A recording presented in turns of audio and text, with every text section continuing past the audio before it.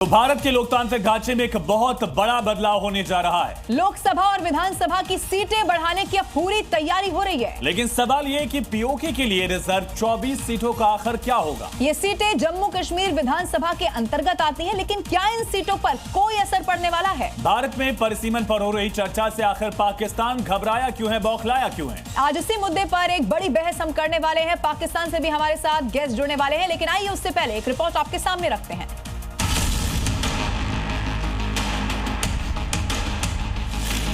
PoK में बहुत कुछ बदलने वाला है।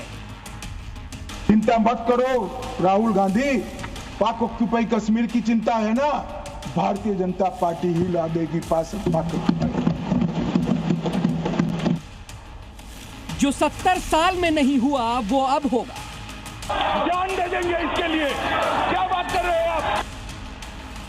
पीओके में सीटें बढ़ेंगी, पाक देखता रह जाएगा। जब से हिंदुस्तान में परिसीमन को लेकर चर्चा शुरू हुई है, तब से पाकिस्तान बौखलाया हुआ है। पाकिस्तान के साथ न ट्रेड होगा न टॉक। अगर बात होगी तो सिर्फ पाकिस्तान के कब्जे वाले कश्मीर की, पीओके की। दरअसल भारत में लोकसभा और विधानसभा की सीटों में बदलाव होने जा रहा है। ऐसे में सबकी नजर पीओके की उन 24 सीटों पर है जो जम्मू कश्मीर विधानसभा के अंतर्गत आती हैं। ये सीटें पीओके के लिए रिजर्व्ड हैं। सवाल ये, क्या इन सीटों में बदलाव होगा?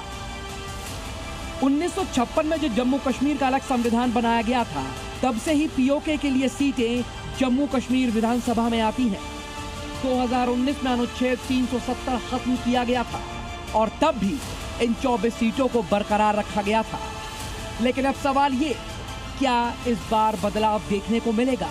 परिसीमन को लेकर विपक्ष के नेताओं ने सवाल उठाने शुरू कर दिए हैं। इस डिलिमिटेशन के बाद वो प्रोपोर्शन और ज्यादा खराब होगा और उसका अताब जो है, उसकी लाठी जो है वो साउथ पे भी बरसेगी, बंगाल पे भी बरसेगी, नॉर्थ ईस्ट पे भी बरसेगी। और मैं खुश हूं ये सारा साउथ कश्मीर बने।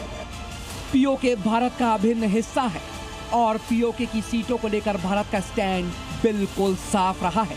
परिसीमन के बाद की स्थिति क्या होगी, इस पर सबकी नजर टिकी है। पाकिस्तान में भी बेचैनी साफ दिखाई दे रही है। ब्यूरो रिपोर्ट, जी मीडिया।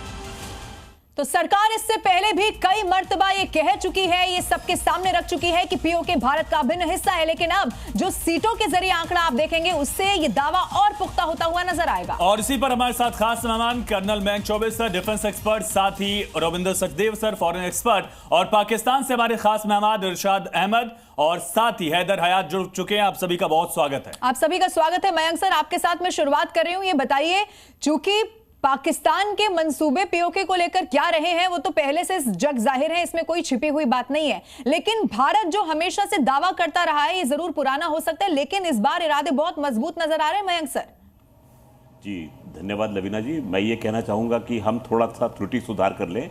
ये पाकिस्तान ऑक्यूपाइड कश्मीर नहीं है, उसमें जम्मू का इलाका भी शामिल है, तो इसको हम पीओजे कह के बुलाएंगे। तो जब परिसीमन हुआ था और ये निर्धारण हुआ था कि 90 सीट जो है वो जाएंगी जम्मू कश्मीर लद्दाख को और 24 सीट जाएंगी वो पीओजे को जाएंगी।